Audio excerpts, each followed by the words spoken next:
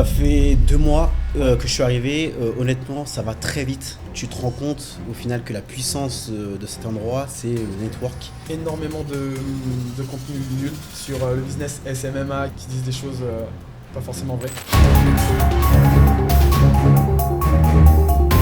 On est tous les deux dans des business physiques et je pense qu'il y a un gros potentiel sur les business physiques en fait qui est sous-exploité. Tout le monde veut faire de la pub pour les e-commerce, mais les e-commerce ils ont pas besoin de pub quoi. Moi en tout cas je préfère le modèle justement d'agence parce que du coup ça te permet d'avoir des vraies interactions en fait avec des clients. Tu closes des deals, donc je pense qu'en effet c'est possible. Même si tu pars de zéro entre guillemets, si jamais tu arrives à bien t'entourer, je pense que c'est tout à fait possible. Salut Josias, ça va quoi? Salut Manu, ça va et toi? Cool, merci en tout cas pour l'invitation, vraiment cool. Avec plaisir. Je vous super endroit, déjà c'est cool, puisque c'est toi qui as trouvé cet endroit en plus. Yes, des Français, donc c'est ça. Je me suis dit, on va profiter du cadre. Du coup, on a un point en commun, c'est qu'on bosse dans le même secteur.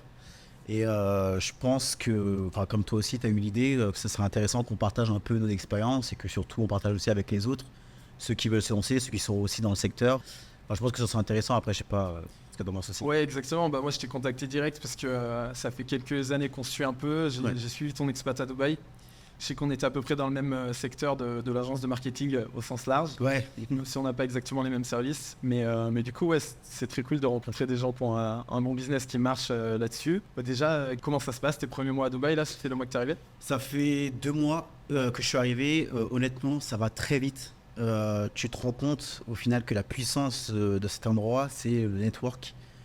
Tu rencontres énormément de gens et tu sens que tu peux faire des connexions justement très vite et notamment par rapport au business. Après, je pense que toi, tu dois t'en rendre compte parce que là, tu es là pendant un mois, c'est ça? Ouais, un mois et demi. Et je suis venu aussi avec des potes entrepreneurs français, donc c'est un peu exponentiel quoi. Mes potes ramènent des potes et tout, et en quelques semaines, j'ai rencontré aussi énormément de gens. Parce que, donc déjà, tu as déjà fait des rencontres en même temps. Énergie, c'est plus dans différents business, c'est intéressant. Des gens qui ont des business physiques, des gens, des closers, etc. Donc tout se rapproche, c'est sympa. Ouais, et même peut-être des partenaires potentiels aussi pour la suite. Ouais, j'ai aussi rencontré un gars qui bossait exactement dans le même domaine que moi, pas exactement sur la même niche, mais qui fait des leads, c'est cool. J'ai pas eu le temps de présenter, mais... Mais voilà, et du coup, c'est pas mal, on a des grosses opportunités business à faire ensemble. Carrément. Donc, carrément, du coup, on va pouvoir en parler pendant cette heure. Je voulais qu'on commence par aborder le sujet un petit peu de comment tu t'es lancé, pourquoi tu t'es lancé. Et voilà, que tu racontes un petit peu ton background, ton histoire. Ok. C'est intéressant. Très cool. Moi, du coup, j'ai eu un gros parcours dans le sport. J'ai fait du rugby pro pendant 5 ans, j'arrive à la fin du rugby pro, ça se passe plus très bien. Je suis dans un club moyen, je prends plus trop de plaisir.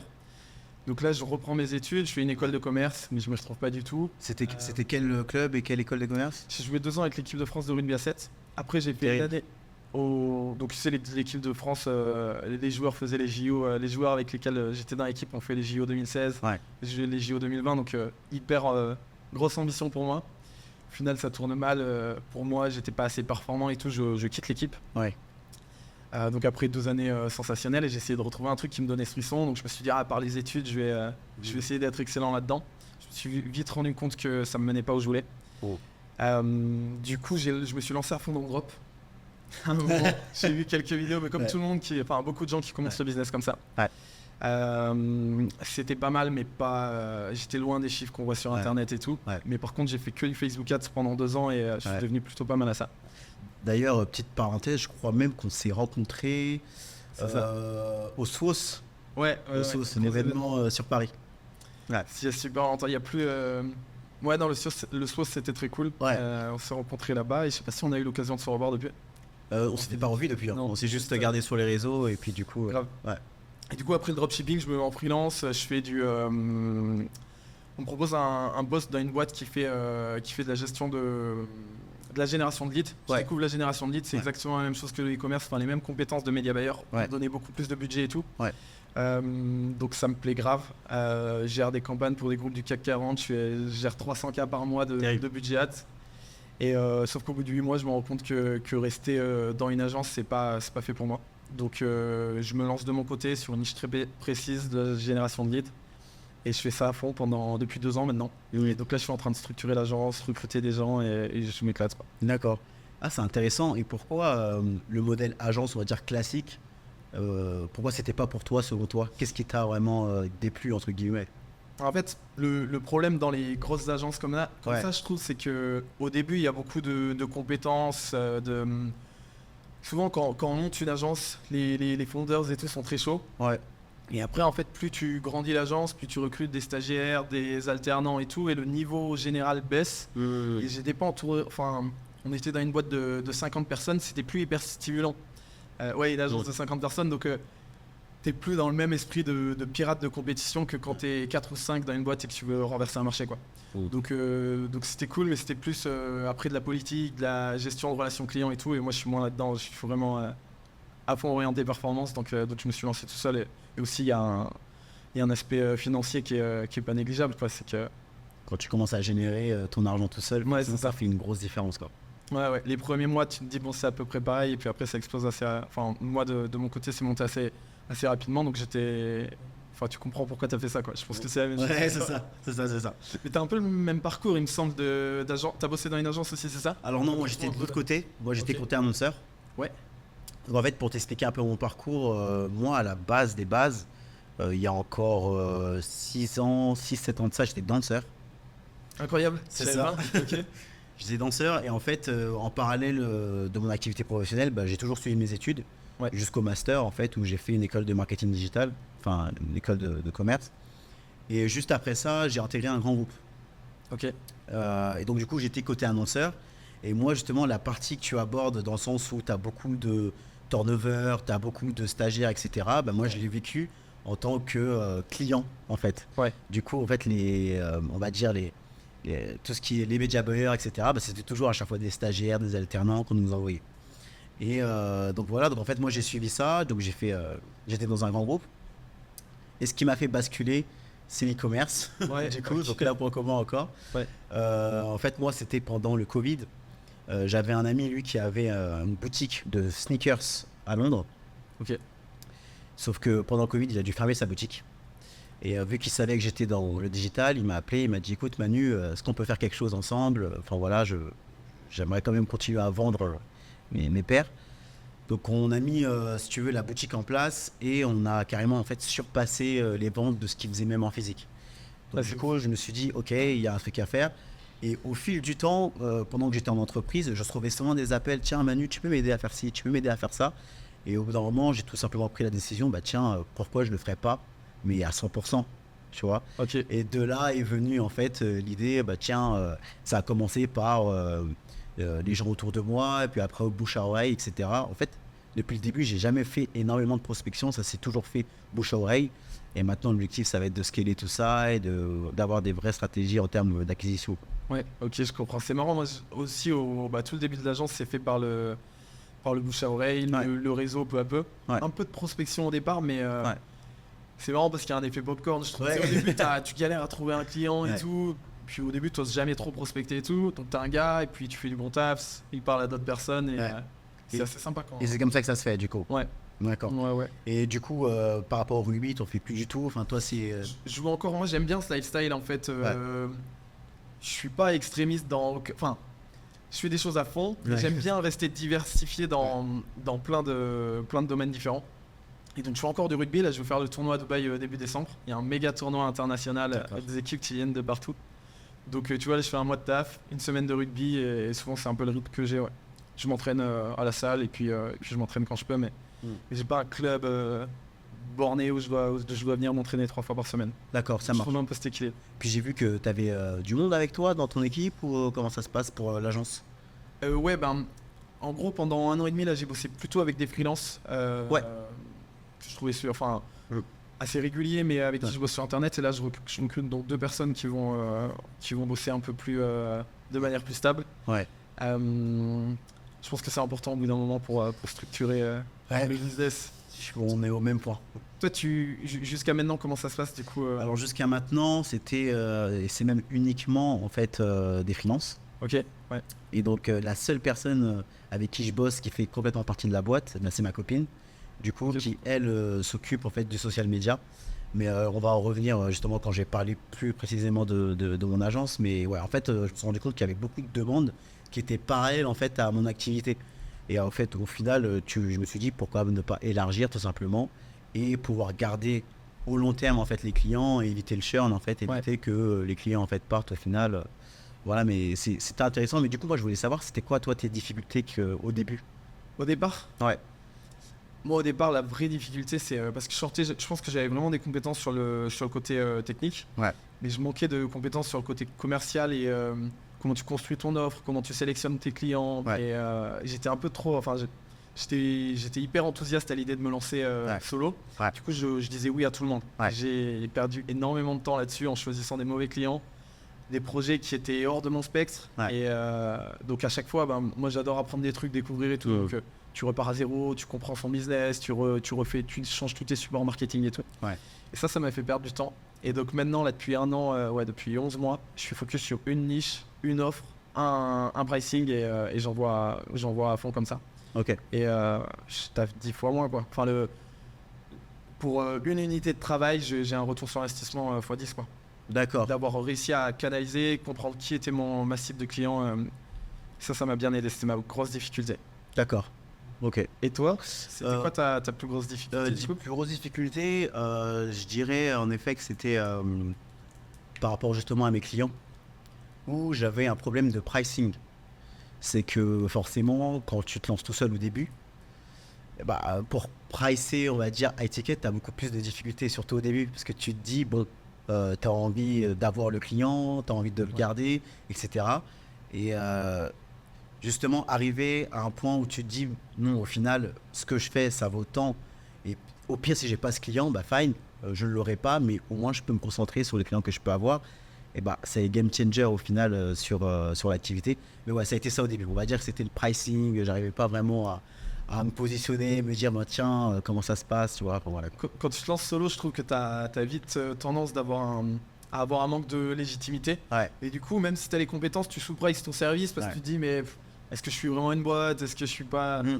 Et tu perds beaucoup de temps juste pour des croyances personnelles. Enfin, moi, perso, j'ai senti ça. Une fois que tu as confiance sur ton service, tu l'as délivré, tu vois que ça apporte de la valeur au client, tu peux fixer le juste prix, je trouvais. C'est ça. Ça, je l'ai vu après. Ouais. Du coup, et grâce justement aux avis que j'ai pu avoir de mes clients, derrière, j'ai pu montrer les bénéfices aux autres et ce qui a fait un peu un effet boule de neige, quoi. Tu peux nous pitcher en quelques secondes ce que tu fais pour résumer? Donc, tu as une agence 360, c'est ça? C'est ça. Alors, on a été assez vague sur génération de leads. Toi, au moins, tu présentes complètement ton agence. Alors, 360, pas vraiment, parce que je fais pas tout exactement, mais moi, en fait, j'ai commencé par la création de site internet, tout simplement. Alors, c'est simple, j'ai acheté un appartement en France. Donc, le mec qui est venu m'installer ma cuisine, il avait un prix qui était beaucoup trop cher. Ouais. Sauf qu'il avait un site qui était pas ouf. Et je lui ai dit, écoute, je te refais ton site et tu m'enlèves 3 000 € sur la facture. Okay. C'est comme ça que j'ai commencé. C'était excellent. Et du coup, au final, il m'a dit, écoute, maintenant que tu as fait mon site, j'ai besoin de ça. J'ai besoin de ça. J'ai besoin de ça. Du coup, je lui ai dit, ok. Et au final, en fait, j'ai pu créer une vraie vitrine en fait, avec cette personne-là. Ça a un petit peu été mon laboratoire, entre guillemets. Ouais. J'ai pu tester plein de choses. Donc, du coup, j'ai pu mettre en place des campagnes sur du Google Ads, etc. Et aujourd'hui, ça marche plutôt bien. Et donc, du coup, ça va être du support. En fait, nous, on va pouvoir te fournir le support qu'il te faut pour que tu puisses accueillir ton audience. Et ensuite, ce que je me suis rendu compte, c'est qu'une fois que les gens sont là, ou même avant même qu'ils soient là, il faut que tu puisses les acquérir, un peu comme toi, ce que tu fais. Ouais. Du coup, c'est pour ça que j'ai ajouté au-dessus la brique, on va dire promotion, donc media buying, etc. Okay. Pour attirer. Comme ça, tu attires, tu as le support, du coup, tu convertis mieux. Et derrière, les clients restent plus longtemps avec toi. Au lieu qu'ils passent par une autre agence, justement, pour... Ouais, forcément. Ouais, voilà. Souvent, quand tu as bossé, quand tu as fait un bon travail avec un client, il te demande est-ce que tu pourrais pas me faire ça? Donc, c'est quoi, en fait, toi, après le site web, il t'a demandé les réseaux sociaux, de l'acquisition? C'est ça, okay. Ça fait site web, ensuite ça a fait réseaux sociaux, acquisition. C'est même un petit peu parti sur du Google My Business, etc. Ouais. Tu vois, donc du référencement local. Sachant que moi j'ai un background chef de projet SEO. Okay. Donc c'est des choses que je connais, j'ai pu mettre en place. Mais moi ça me permet aussi de tester le marché, voir ce qui plaît le plus, voir aussi en termes de rentabilité, en termes de temps versus reward, qu'est-ce qui est le plus adapté. Et pour l'instant, j'arrive à trouver une bonne balance entre la création de site et le media buying, parce que création de site, tu peux faire des bonnes offres high ticket. Ouais. Par contre, c'est du one shot. Et à côté, il faut coupler ça avec justement du media buying où là, tu as du récurrent. Ouais. Et là où tu as du récurrent, c'est beaucoup plus simple aussi pour valoriser ta boîte, pour derrière après, on va dire, recruter, etc. Parce que là, tu as du récurrent. Ouais. Ok, putain, c'est très smart comme business parce que je trouve, on en parlait au début, acquérir des nouveaux clients, c'est assez dur. Ouais. Et grossir la LTV de tes clients par du media buying, par le service complémentaire comme ça, c'est C'est cool. ça. Et puis ça te fait une rente, tu peux Exactement. grossir ton agence. Exactement. Et donc, du coup, toi, tu dirais que ce serait quoi tes objectifs à court, moyen, long terme? Voilà, le gros challenge actuellement, c'est le recrutement. Recrutement. Ok. Parce que je pense, en fait, j'ai eu une croissance assez rapide. Ouais. Et je suis arrivé à pas un plafond de verre parce que je trouve encore des leviers pour grossir. Ouais. Mais je sais que si j'arrive à remplacer complètement le taf que je fais, qui est encore opérationnel dans l'agence, Ouais. et que j'ai 2 personnes, donc je vois un créatif stratégiste qui gère toute la partie créa et un média buyer. Ouais. Avec ça, je peux faire x5 sur le résultat de l'agence que j'ai actuellement, quoi. Ça Je marche. pense que j'ai poussé le modèle solo business assez loin. Ouais. Euh, Tu vois les limites, du coup. Ouais, c'est ça. Ouais. Après, T'es encore dans l'opérationnel, là, du coup. ouais, je fais encore des. Ouais. Bah, déjà parce que c'était mon cœur de métier au début. Ouais. Je pense que j'apporte beaucoup de valeur là-dessus. Aussi, je suis dans un marché très concurrentiel. Je fais de la vente de leads, beaucoup par lead fixe. Ouais. Donc en gros, je viens assumer moi-même le coût des campagnes publicitaires. Ok. Et tu définis avant le coût du lead? Ouais, exactement. C'est ça, en Donc, mon fonction, client me dit un prix X. Moi, je me bats pour le faire moins cher et j'encaisse la différence. Donc c'est du media buying assez. Enfin, comme c'est ton business et c'est le cœur de la rentabilité de mon business, je suis obligé d'être encore dans l'opérationnel et je peux pas le transmettre à un freelance qui n'aurait pas l'habitude de faire ça. Ouais. Et c'est pour ça que je veux recruter quelqu'un qui aura plus de temps pour apprendre, pour travailler là-dessus D'accord.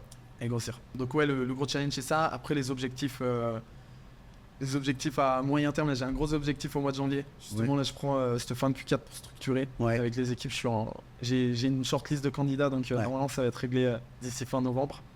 Et au mois de janvier j'ai un gros objectif que je fais un peu en building public sur les réseaux, c'est de faire 100K avec mon agence Ouais. sur le mois. D'accord. Et après, Que tu commences au mois de janvier? Non, là ça tourne, j'ai déjà des chiffres et tout. Ouais. Je commence à produire de contenu là-dessus aussi parce que ça m'intéresse de partager cette aventure, de dire en public, voilà, c'est mon objectif, faire 100K en janvier. Ouais. Après, c'est du chiffre d'affaires, hein, comme je te dis, tu vois, il y a une différence. Donc, c'est pas 100K de marge, contrairement à quand tu fais de la prestat de service simple. Mais du coup, je pense que ça sera un bon objectif à court terme. J'aime bien les objectifs à court terme, à long terme. Trop cool.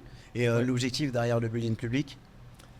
C'est en fait je vois énormément de contenu nul sur le business SMMA qui dit qui disent des choses pas forcément vraies. Ouais. C'est souvent des gens qui n'ont pas d'agence. Et je trouve ça dommage. En fait, j'ai pas mal de potes qui ont des agences, qui font du chiffre et tout, mais qui parlent pas. Ouais.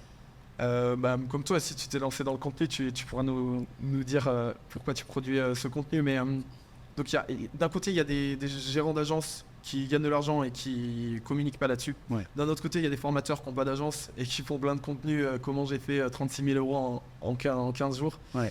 Et je trouve qu'il faut trouver un équilibre, que ces gens qui ont un vrai business puissent communiquer et donner des conseils actionnables plus que lève-toi tôt, prends des douches froides et des trucs comme ça, quoi. Ouais.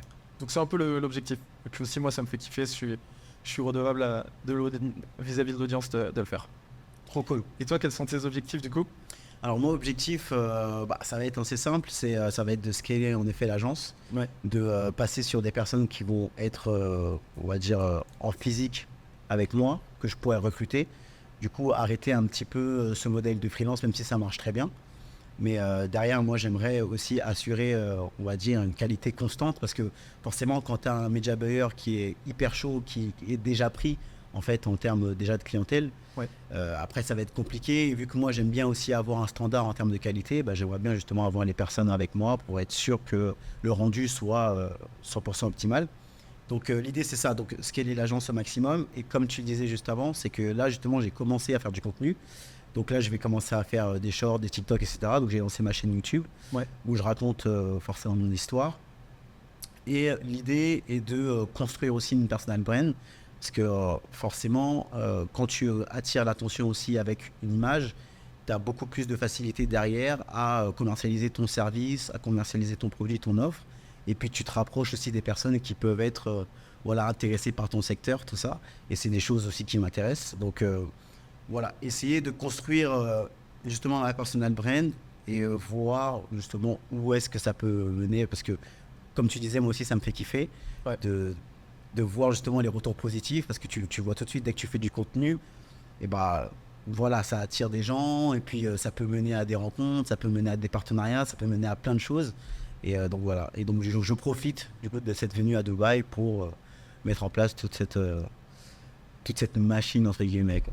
Trop cool, je capte.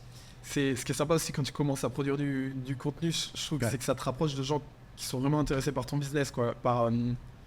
Tu peux trouver des salariés, tu peux trouver des Ça. partenaires commerciaux, tu peux trouver pas mal de choses. Trop cool. Donc, c'est cool.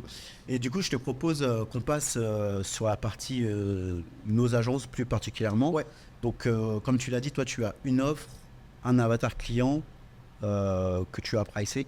Et du coup, qu'est-ce que c'est? Est-ce que tu veux en parler un peu plus Ouais. Moi, donc, comme je te l'ai dit, je fais de la génération de leads Ouais. sur les réseaux sociaux. Ouais. Facebook, Instagram, TikTok, Snapchat. Ouais. Parce que c'est là où je suis le meilleur sur le media buying display, quoi. Ouais. Pour des D'accord. business physiques Attends. en France et dans quelques autres pays d'Europe. Et uniquement la génération de leads, donc pas d'e-commerce. Ouais, exactement. Je 100%. fais que du lead pour des business physiques qui ont souvent un appel dans le cycle de vente. Pour pouvoir convertir, ouais. Voilà. Et j'ai fait différentes niches. Là, je suis surtout sur la niche du BTP. Ouais. Donc, je leur amène en fait un flux constant de prospects. Ouais. Ils payent au prix fixe en fait un lead et ils savent leur taux de conversion dessus et donc ils peuvent calculer très facilement leur ROI. Je leur amène du chiffre d'affaires. Ils peuvent calculer à la semaine combien j'aurais rapporté de chiffre d'affaires. Donc, Donc pas de forfait mensuel. pas de forfait, en fait, ils me donnent une commande en début de semaine, Ouais. je les alimente, j'alimente les commerciaux de leur équipe, je bosse avec des boîtes quand même assez structurées, moi je vise des clients assez high ticket, et donc je leur amène des leads de manière régulière, et ce qui est bien en fait, c'est que c'est un peu du carburant pour leur business, pour grossir leur business, tant qu'on a nos targets de ROI Ouais. et eux de chiffre d'affaires généré, on peut continuer. J'ai des clients avec qui je bosse depuis un an et qui grossissent d'année en année, enfin de mois en mois, qui même peuvent recruter parce que c'est un flux constant de demande, donc c'est assez intéressant pour Hyper les intéressant. business physiques. Ok. Principalement du BTP, après je suis aussi pour de la formation et je suis en train d'essayer d'ouvrir d'autres verticales, mais en fait c'est toujours le même taf qui est de l'acquisition pour des business physiques. D'accord. Donc voilà. Seul business et je trouve que c'est la meilleure solution pour réussir à scaler. Ouais. Enfin, pour moi. Ouais, Peut-être que en fait, je sais qu'il y a des gens qui ont des visions complètement différentes et qui arrivent à scaler des business complètement différents. Donc c'est pas une croyance limitante. Faut pas que ce soit une croyance limitante pour quelqu'un, quoi. Ça marche. Et du coup, tu vas pas changer de cible, tu es vraiment sur la même. Au niveau de la cible que je vise, C'est ça. je pense diversifier peu à peu les verticales. Là, le Ouais, BTP, peu à j'ai peu, encore ouais. beaucoup à faire dans le BTP. Ouais. Mais après, ouais, je teste peu à peu d'autres niches, mais c'est exactement le même process, donc c'est cool. D'accord. Ok. Et toi, du coup, explique-moi un peu. Donc, tu m'as dit les différents services. Tu vas parler de ton premier client. C'est Comment ça. s'est passé le cheminement et... C'est ça. Et du coup, c'est un client qui, lui, est dans le design d'intérieur. Ouais. Et au final, tout ce qui rayonne autour, donc ça concerne aussi un peu le BTP, tout ce qui est habitat, et bah du coup, c'est des personnes que j'ai pu forcément attirer parce que j'avais un cas client concret où on est passé de A à Z avec des objectifs et enfin avec des résultats plutôt. Ouais. Et donc du coup, je me suis plutôt focalisé sur les entreprises dans l'habitat, de tout ce qui va être designer d'intérieur, Ok. décorateur, etc. Parce que du coup, tu as moyen d'amener des leads qui sont hyper qualifiés dans le sens où si jamais ce sont des leads qui transforment, vu que en termes de prestations, c'est du high ticket, Ouais. il suffit que le client transforme 2 personnes, 3 personnes dans le mois et ça rembourse carrément toute ta prestation. Et donc du coup, c'est pour ça que moi, je suis plutôt au forfait, Ok. où en fait, je run les campagnes comme ça. Et derrière, je vois qu'ils sont rentables, et tant qu'ils sont rentables, après moi, Trop bien. Tu suis leur performance, Ouais. la conversion et tout? c'est ça. Ok. Je suis à la performance, donc en fait, je mets en place des lead magnets. Ouais. Où justement, j'ai exactement le nom des personnes, les contacts, etc. Et donc du coup, moi, je peux traquer, parce que vu que j'ai accès aussi au dashboard des boîtes en direct, si jamais ils ont pu convertir avec un appel, etc. Et du coup, de là, je peux largement voir la conversion, Ouais. la rentabilité, et du coup, ça prouve en fait la légitimité pour que les entreprises bossent avec moi. Et j'utilise cet argument-là pour justement en attirer d'autres, etc. quoi. Trop cool.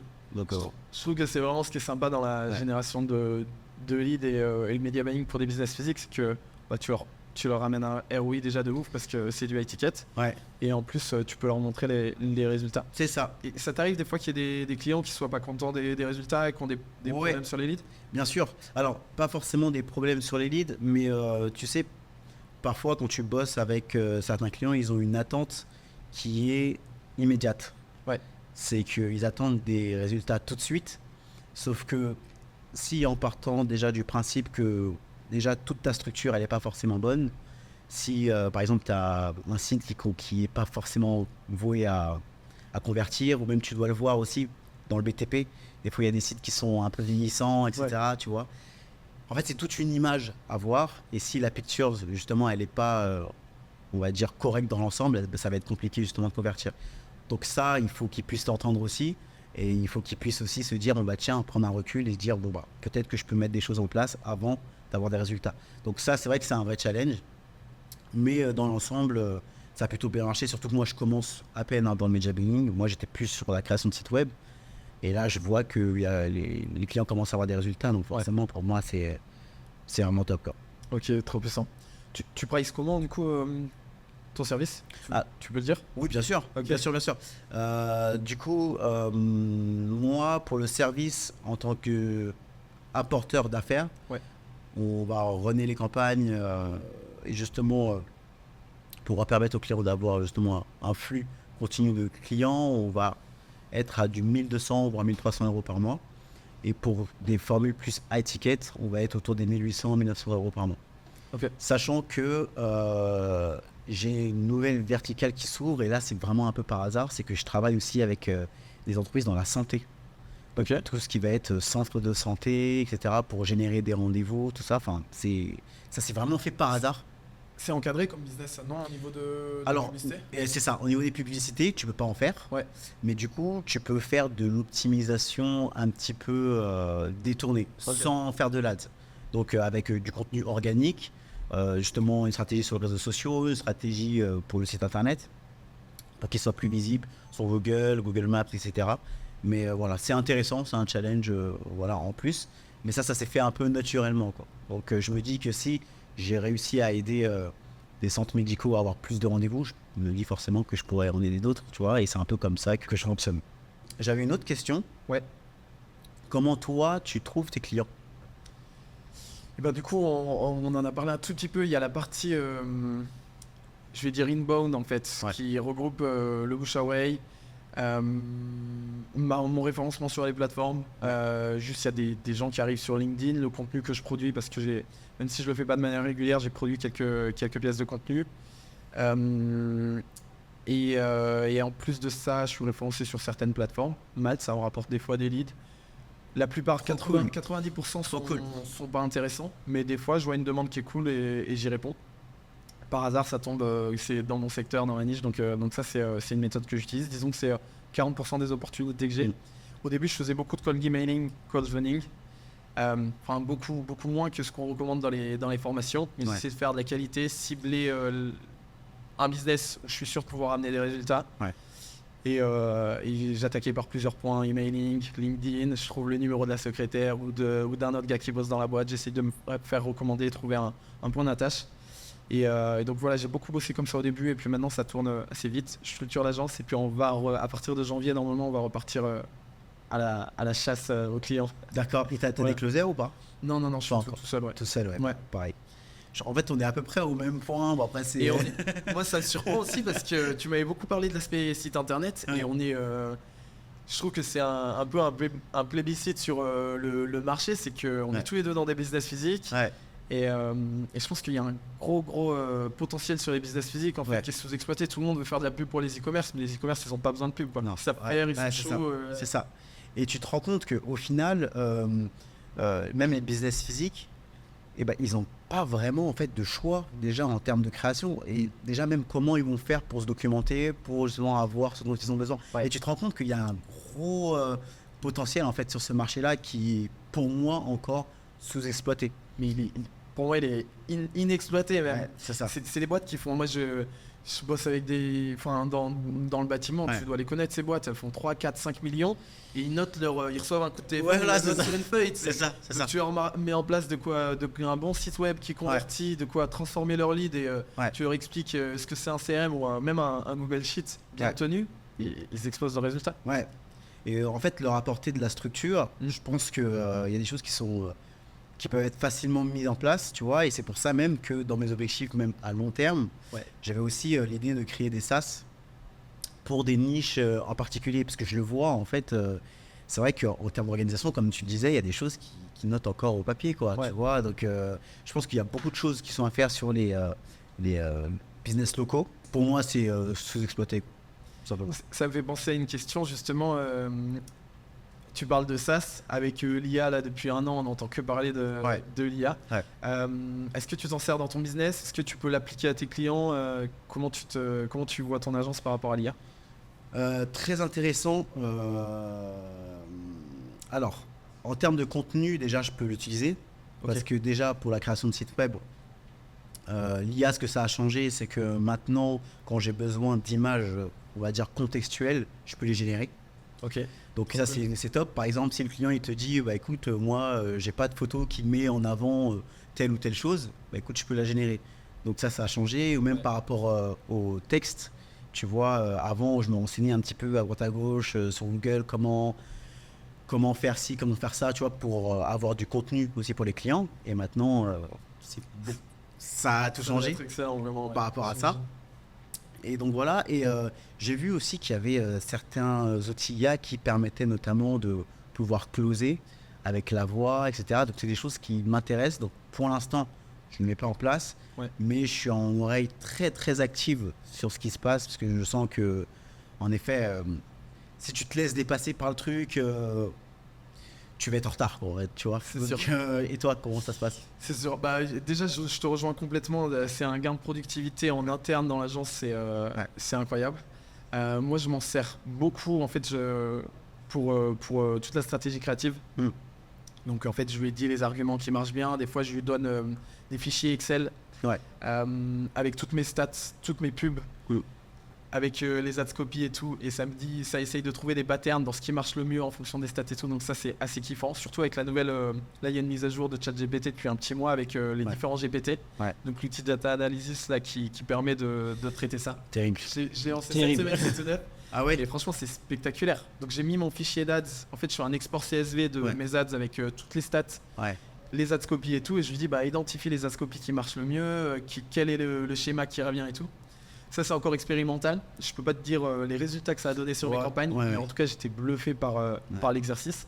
Et sinon, plus bêtement, j'explique le service de mon client et je lui dis bah, trouve-moi des nouveaux ads copy et puis rédige-moi des scripts pour les ads.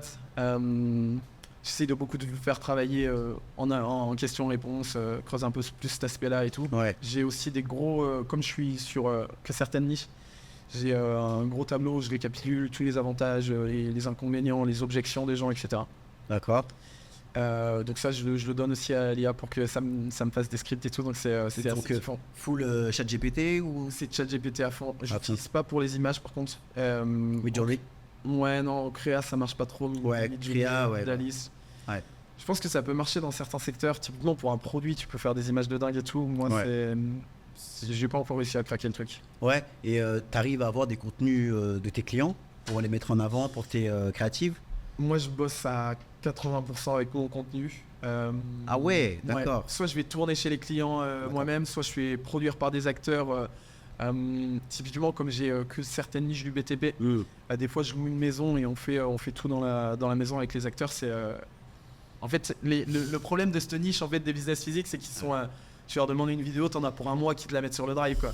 Donc j'aime bien être indépendant. Et puis comme je réutilise toujours la même niche, j'ai pas mal de contenu que je peux réutiliser selon les clients. Donc non, c'est assez cool. Et donc comment tu fonctionnes toi avec ton client déjà, même en termes d'orga? T'es plutôt sur du Slack ou t'es plutôt sur du WhatsApp? T'as un groupe WhatsApp? Ça exactement. C'est compliqué de faire installer Slack aux clients. Avec les clients jeunes, dans la formation, je le fais. Mais je te dis, c'est 20% de mes clients, mais dans le BTP, non, c'est WhatsApp. WhatsApp. Il y a des gens qui veulent rester par email, mais j'ai beaucoup de mal. Souvent, je préfère quitter un client s'il veut qu'on s'envoie des mails. Ouais, c'est ça. Ouais. Voilà. Et donc, toi, c'est full WhatsApp aussi? Full WhatsApp. Ouais.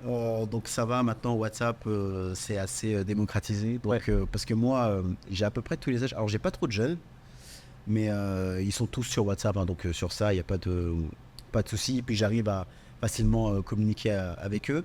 Et puis, j'ai vu que dernièrement, tu avais la fonctionnalité HD sur WhatsApp que tu n'avais pas avant. Donc, maintenant, ils peuvent m'envoyer des contenus de qualité que après je peux réutiliser, etc. Ou même toujours les drives. Voilà.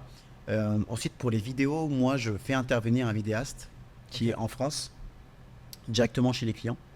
Et donc, du coup, lui, en fait, il gère sa prestation, il m'envoie les contenus. Comme ça, moi, je suis sûr qu'ils sont de qualité, parce qu'il a une super caméra, etc. Et voilà, comme ça, derrière, je peux avoir du bon contenu pour des créatives ou même pour les sites internet, pour alimenter un petit peu tout ça. Ouais. Et tu le fais déplacer dans toute la France ou surtout en Ile-de-France, tes clients? Alors, ouais, justement, plutôt en Ile-de-France, Ile-de-France, Pays de la Loire. Ok. Parce que moi, mes clients, ils sont plutôt concentrés là-bas. Après, j'ai des contacts aussi pour d'autres secteurs dans la France. Mais pour l'instant, mes clients, ils sont situés plus là-bas. Et toi, ils sont où tes clients? Moi, j'ai des clients un peu de partout dans la France, mais du coup, comme je te dis, je tourne rarement chez eux, donc j'ai pas de problème. Ok, ça marche. On vient tous deux d'un background, entre guillemets, un petit peu e-com. Et donc, du coup, ma question, ce serait un petit peu dropshipping versus agence. Qu'est-ce que tu en penses? Pourquoi l'un? Pourquoi pas l'autre? Quels sont les avantages, les inconvénients? Dis-moi tout. Pour moi, le choix, il est assez vite fait. Ouais. J'ai testé les deux business. Ouais. En plus, j'ai testé le dropshipping au moment où il y avait beaucoup d'opportunités, tu vois. Et je sais que j'ai des potes qui ont gagné beaucoup d'argent et tous les gens qui disent ça n'existe pas, le dropshipping, ça marche pas. C'est pas vrai. Par contre, est-ce que ça marche encore sous le modèle dropshipping? Je pense pas. En fait, c'est beaucoup plus dur que tout. Hein. Moi, je dirais jamais qu'un business est mort. Hein. Il y a des gens qui ouvrent des pizzerias toutes les semaines alors qu'il y a des centaines de pizzerias. Par contre, si je devais me lancer de zéro, je n'irais jamais dans le dropshipping actuellement. En 2018, ok. 2019, ok. Il y a des petits trucs pour faire un peu d'argent en organique, mais maintenant, toutes les règles se sont resserrées. Les plateformes n'en veulent plus. Stripe n'en veut plus. Les clients connaissent le dropshipping. Donc non, je pense qu'on le voit même par les influenceurs qui maintenant font du OnlyFans, c'est que le business est rincé du dropshipping, donc agence complètement, t'as pas besoin d'argent pour débuter, et puis tu travailles des vrais skills qui te servent à vie, quoi, le sales, le marketing et tout, donc pour moi le choix il est clair. Le choix est vite fait. Et toi? Dropshipping ou agence? Alors justement, je vais te rejoindre sur ça, vu que j'ai testé les deux, et en plus moi, j'ai même pas forcément fait de dropshipping, j'ai fait de l'e-commerce, sachant qu'on avait un stock. Okay. Et même avec ça, j'ai eu des problèmes avec Stripe, j'ai eu des problèmes donc hyper compliqués. Et en fait, quand j'ai vu justement le fait d'avoir de la récurrence et de pas forcément dépendre d'une trend, d'un produit, etc. Et justement de pas lancer un produit avec une marge qui est pas très élevée. Ouais. Donc après, il faut que tu comptes aussi le shipping, il faut que tu comptes moins les pubs, moins les taxes, parce qu'il y avait la TVA qui est arrivée, etc. Donc au final, pour se lancer, je suis d'accord avec toi, c'est vrai que ça va pas être hyper rentable si jamais tu te lances en drop. Et moi, en tout cas, je préfère le modèle justement d'agence, parce que du coup, ça te permet d'avoir des vraies interactions en fait avec des clients. Tu closes des deals, et puis c'est un business qui derrière que tu pourras valoriser. Parce que du coup, tu as une base client qui est solide, qui reste. Et je trouve que c'est intéressant de pouvoir valoriser en fait un service que tu pourras derrière monétiser. Quoi. Tout à fait. Et d'accord. Et donc du coup, pour toi, c'est tout à fait possible de lancer une agence et d'atteindre les 10K par mois? C'est... Alors en partant de zéro, ce qu'on voit beaucoup, le contenu, c'est 0 à 10K par mois en 90 jours. Ouais. Moi, je pense que si demain je repars à zéro, en moins de 60 jours, je les aurai les 10K. Par contre, quand on est complètement débutant, qu'on n'a jamais appelé un client et tout, il faut plus de temps. Par contre, 0 à 2, 3, 4K en 90 jours, ok. Ouais, c'est possible. Faut pas être trop pressé, je pense. Non. Faut prendre le temps. Et maintenant, je commence à avoir un peu d'expérience sur tous les business en ligne et tout. Je pense que des fois, il faut prendre le temps, tu vois, se dire, bon, bah ok, je l'explose pas tout de suite, mais j'aurai les 10K dans 6 mois, 9 mois. Et franchement, ça vaut le coup de travailler sur le long terme, d'être honnête avec ses clients, de délivrer un bon service, et ça le rend sur le long terme. Ouais, moi je suis d'accord avec toi. Je pense qu'en fait, il faut pas se presser. Parce que mettre un chronomètre à ça en 3 mois, tu vois, je trouve que c'est un peu réducteur. Et au final, si tu prends pas ton temps à délivrer un bon service, etc., bah, derrière, tu vas le ressentir après. Parce que tout va se répercuter après. Donc je pense qu'en effet, c'est possible. Même si tu pars de zéro, entre guillemets, si jamais tu arrives à bien t'entourer, je pense que c'est tout à fait possible. Et selon toi, est-ce qu'on a forcément besoin de s'associer? S'associer, non, je pense Ouais. que ça peut aider. Moi, je bosse tout seul, tu vois. Ouais. Même si au début, j'ai lancé avec un associé. Ouais. Ça peut aider. Après, je pense qu'il faut vraiment être entouré, soit par... en fait, tu gagnes tellement de temps avec quelqu'un qui a déjà fait ce business, qui va pouvoir te donner des conseils. Et puis aussi, tu doutes, tu sais. Genre, quand tu as appelé 10 personnes, quand tu as envoyé 50 mails et que tu n'as pas de réponse, tu doutes, tu te dis, ah, ça marche pas. Ouais. Avoir quelqu'un qui l'a déjà fait, je pense que ça te fait gagner beaucoup, beaucoup de temps. Ouais. Donc, je dirais pas un associé, mais plutôt si c'est un pote dans le réseau ou quoi, Ouais. c'est pas mal. Ouais, t'arrives à bosser avec tes potes. Ouais, bah moi j'ai un cercle d'entrepreneurs avec qui je bosse à Super. Paris, là, à WeWork, dans le coworking, et qui m'apporte tellement, quoi. Ça marche. WeWork, ça avait pas fermé, non? Alors ils sont en faillite, mais tu sais, la faillite, en Ouais. France, enfin, même dans le monde, Ça ça prend, peut durer longtemps, ok, hein. d'accord, Ouais, ok. ouais, c'est sûr. Ouais, parce que j'ai cru entendre en effet que WeWork c'était compliqué. Non, j'étais hier, Ok. ça tourne encore, t'inquiète pas. Ok, ça marche. Et si tu pouvais donner, on va dire, 3 moyens de prospection, on va dire, efficaces pour justement une agence. 3 moyens de prospection efficaces pour une agence que je recommande à tout le monde, Ouais. c'est de commencer par le cold phoning, parce que c'est le truc qui a le moins de distance avec ta cible. Ouais. Donc quand tu n'as jamais bossé par exemple avec des cuisinistes, tu appelles 20 cuisinistes et même si tu n'en closes pas un, tu auras fait un pas en avant énorme. Exactement. Donc ce que je conseillerais à tout le monde, c'est se confronter au marché. Tu vas comprendre comment ils parlent, quel est ton persona et tout. Mm. Ensuite, l'emailing, ça marche très bien parce que ça coûte rien et tu peux le faire à grande échelle. Et troisième truc, moi je conseille quand même beaucoup l'inbound en fait. C'est tellement plus simple de récupérer un mec qui cherche. Mm. Donc mets-toi sur les plateformes, Malte, etc. Optimise ton LinkedIn en disant j'aide les cuisinistes. Si on prend l'exemple des cuisinistes, Ouais. j'espère qu'il n'y a pas tout le monde qui va se lancer dans ton business. mais voilà, ouais. Donc ce serait trois moyens. Et toi, t'aurais 3 moyens? Ouais, alors un moyen qui est hyper simple, les DM Insta, tout simplement. DM Insta, en fait, généralement, tu vois tout ce qui va être justement cuisiniste, tout ce qui va être designer d'intérieur, c'est, on va dire, des sociétés qui sont très axées sur le visuel. Et quand j'entends par visuel, forcément, tu as des belles photos, etc. Donc, ils sont obligés d'être, entre guillemets, sur ces plateformes-là. Et donc, rien que d'envoyer un DM, écoute, voilà, j'ai aidé tel client à atteindre tel objectif. Maintenant, si ça m'intéresse, on peut juste en parler, Ouais. tu vois. Et derrière, il y a une opportunité. Donc, moi, je dirais DM Insta, c'est tout simple, mais au final, ça peut marcher. Ensuite, comme toi, l'appel. En vrai, voilà, depuis la nuit des temps, t'appelles ou sinon tu te rends directement en fait chez les personnes. Surpuissant ça. C'est surpuissant. T'arrives, voilà, c'était pas prévu. Bon, voilà, moi, écoutez, moi, je fais ça. N'hésitez pas à me rappeler ou sinon on peut se revoir. Je repasse vous voir, etc. Hyper puissant. D'ailleurs, moi, vu que je viens d'arriver sur Dubaï, mon objectif, c'est aussi d'agrandir ma clientèle. Ouais. Donc, forcément, je participe à des events. Je vais au contact des gens. Et il n'est pas impossible aussi que j'aille en prospection en direct, parce qu'au final, ici, ça peut aller très vite. Donc, en tout cas, ça, je ne me l'empêche pas. Ouais.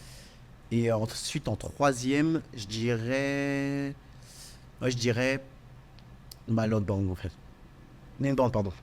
Ok, aussi. Ouais, aussi. T'as Inbound. un levier d'inbound que tu préfères? Genre bouche à oreille. Moi, je dirais plutôt référencement naturel. Ok. Ouais. SEO. Ouais, SEO. SEO. Quelque chose que je fais pas du tout. Ah voilà, Ouais. mais ça c'est tellement puissant en fait parce qu'une fois que c'est en place, on va dire que tu vas avoir une audience qui est plus qualifiée forcément parce que du coup les gens ils arrivent vers toi et je trouve que ça c'est hyper intéressant. Trop puissant. Ok. Ça rejoint un peu ta question sur les. Est-ce qu'on peut faire du cas qui est souvent inspiré de ce qu'on voit sur les réseaux sociaux. Est-ce que tu penses que tu peux runner une agence comme ça de marketing sur un service particulier si tu connais pas du tout le service, en le déléguant à des freelances sur Fiverr par exemple ou en Asie, pas cher? Ouais. Après je pense que ça a ses limites aussi. Dans le sens où si tu arrives sur une clientèle qui a pas forcément de grosses attentes en fait sur ce type de prestation, oui là ça pourrait être totalement fine, ils pourront avoir quelques résultats, etc. Par contre, quand tu commences à avoir des clients qui sont un peu plus high ticket, qui savent ce que justement c'est quoi un CPA, qui savent ce que c'est qu'un CPL, etc. Pour avoir de la quali, je pense que au bout d'un moment, tu es obligé de upgrade justement ton background en termes de skills, etc. Parce que sinon, tu vas être limité et tu pourras pas aller aussi loin que tu veux, quoi. Surtout avec de la étiquette. Après, je sais pas ce que tu en penses. Ouais, grave. Je suis assez d'accord avec toi en fait. Je pense que tu peux signer des clients, délivrer. Ouais. Par contre, dès que tu veux monter en qualité ou scaler aussi, ça va être compliqué. Parce que là, on le voit tous les deux. Tu as besoin de contrôle quand même un peu sur ta production. Totalement. Si tu sais pas, si tu parles juste à un mec qui est pas debout aux mêmes heures que toi et tout, c'est compliqué, je trouve. Totalement. Et moi, le piège que j'ai un petit peu vécu, entre guillemets, c'est que vu que j'étais dans une boîte où j'étais chef de projet marketing, en plus j'ai commencé en start-up, et forcément en start-up, l'objectif c'est d'avoir de la rentabilité en n'ayant pas de coûts. Ok, tu vois. Ouais, et donc qu'est-ce que j'entends en n'ayant pas de coûts? C'est d'avoir le moins de, on va dire, de main d'œuvre possible, mais que cette main d'œuvre soit un peu multitâche, quoi, couteau suisse. Donc forcément j'ai vu énormément de choses et forcément ça donne aussi envie de faire énormément de choses, mais au bout d'un moment tu peux pas tout faire. Il faut que tu te concentres quand même sur des secteurs particuliers pour maximiser tes chances d'être rentable en fait. Dernière question. Yes. Tu as déjà un petit peu répondu à cette question, mais selon toi, est-ce que le business des agences est saturé? Est-ce qu'il est mort? Je pense que ce serait un peu bizarre si je disais que le marché est mort. Non, je pense que contrairement à d'autres business, en fait, il y a eu une hype du SMMA. Ouais. Mais le business des agences, en fait, c'est quelque chose qui est croissant et qui est indexé sur la digitalisation de notre monde. En fait, plus les gens passent de temps sur leur téléphone, plus les gens se renseignent sur leur téléphone, font leur choix sur Internet, plus le marché grandit. Donc pour moi, il va grandir et sur les 10 prochaines années, il va continuer à grandir. Je pense qu'il y a vraiment plein d'opportunités. On en a parlé sur les business physiques, sur d'autres niches et tout. Le modèle d'agence qui gère des marques e-commerce, bonne chance à ceux qui se lancent dedans. Ouais. Par contre, le modèle d'agence au sens large, il est trop puissant, je pense. Et le modèle d'agence full IA? Je vois beaucoup de trucs dessus. J'ai pas un avis tranché, tu vois, mais je peux pas dire. Je pense que si tu arrives à avoir un service très précis, que tu arrives à bien délivrer, c'est cool. Après, c'est un peu le buzzword du moment, quoi. Alors moi par rapport à ça, après je sais pas si tu es du même avis que moi, mais en fait, moi je pars du principe que plus tu vas avoir une offre qui derrière va pouvoir te permettre de durer sur le temps, en fait, plus tu auras des chances d'acquérir des bons clients, ou on va dire des clients qui vont rester. Parce que comme tu l'as dit, c'est un peu un buzzword. Et donc si tu as des gens qui viennent que pour ça, une fois que le buzzword ne sera plus trendy, du coup tu n'auras plus forcément autant d'impact qu'avant. Donc en fait, je suis partisan de plutôt utiliser les technos et les implémenter dans ton business que plutôt baser toute ton offre sur cette nouvelle techno, parce que tu vois, on l'a vu. Tu avais des agences qui se sont spécialisées dans les chatbots, etc. Maintenant, tu as les GPTs qui sont sortis et tu peux créer maintenant ton chatbot. Donc, c'est vraiment, ça va sortir, mais bientôt, ça va devenir mainstream. Donc, baser vraiment toute son activité sur Full IA, je pense que c'est une bonne opportunité. Tu peux faire du cash, tu peux imprimer rapidement. Par contre, sur le long terme, t'es pas à l'abri qu'un OpenAI il te censure un truc ou il sort une nouvelle fonctionnalité qui derrière va révolutionner complètement le marché. Voilà, je pense qu'il faudra plutôt l'utiliser à bon escient pour ta clientèle et continuer en fait sur le long terme. Je te rejoins tout à fait. Je pense qu'il faut garder un œil dessus. Et dans le même domaine, il y avait beaucoup d'agences NFT qui faisaient exploser les produits NFT. Ça fait de l'argent pendant 6 mois et les gars, ils ont tous changé de boulot à la fin du run. Donc moi, je ferais pas ça, tu vois, de me lancer à fond. Mais comme tu dis, il faut le garder dans son business à fond, ça aide. C'est super puissant. Pour pas être dépassé non plus et rester, on va dire, en écoute sur le marché. En tout cas, merci, c'était hyper cool. Ouais, merci. Franchement, on a appris plein de trucs l'un sur l'autre. On a des business assez similaires, donc c'était cool. Carrément. Merci à toi. Et puis, à plus tard. Yes.